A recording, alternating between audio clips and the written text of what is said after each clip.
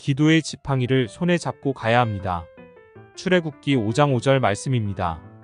여호와께서 모세에게 이르시되 백성 앞을 지나서 이스라엘 장로들을 데리고 나일 강을 치던 내 지팡이를 손에 잡고 가라. 그때에 아말렉이 와서 이스라엘과 르비딤에서 싸우니라. 모세가 여호수아에게 이르되 우리를 위하여 사람들을 택하여 나가서 아말렉과 싸우라. 내일 내가 하나님의 지팡이를 손에 잡고 산 꼭대기에 서리라. 아멘.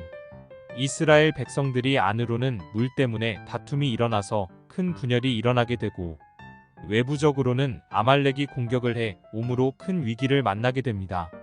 그리할 때 모세가 붙들었던 것은 하나님의 지팡이였습니다.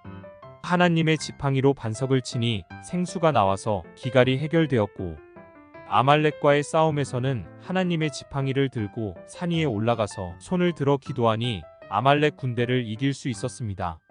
그리스도인이 내부적인 다툼이나 외부적인 공격을 이겨나갈 수 있는 방법은 오직 하나님께 부르짖는 기도 외에는 없습니다.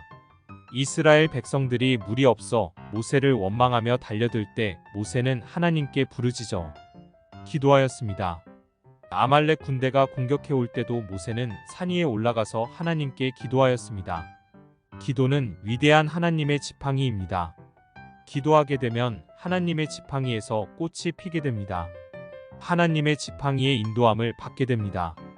기적이 일어나게 됩니다.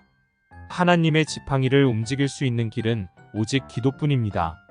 모세가 산 위에서 하나님의 지팡이를 들고 기도하면 이스라엘이 이기고 손을 내리면 아말렉 군대가 이기는 일이 일어납니다.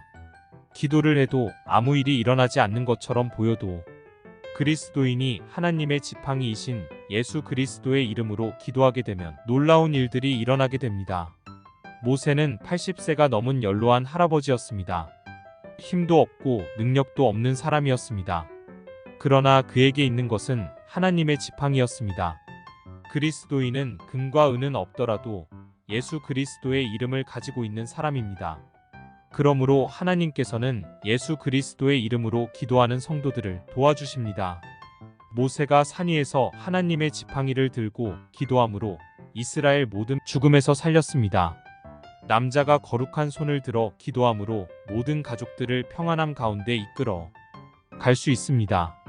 교회 지도자가 손을 들고 기도할 때 교회 안에서의 다툼이 사라지고 외부적으로도 승리하며 살아가게 됩니다. 사무엘 선지자는 기도를 쉬는 것은 죄라고 하였습니다. 그리스도인으로서 기도를 하지 않고 살아가면 죽은 그리스도인입니다. 쉬지 말고 기도하며 손을 들고 기도하고 찬양함으로 하나님의 지팡이를 의지하여 승리하는 삶을 살아가기를 간절히 소원합니다.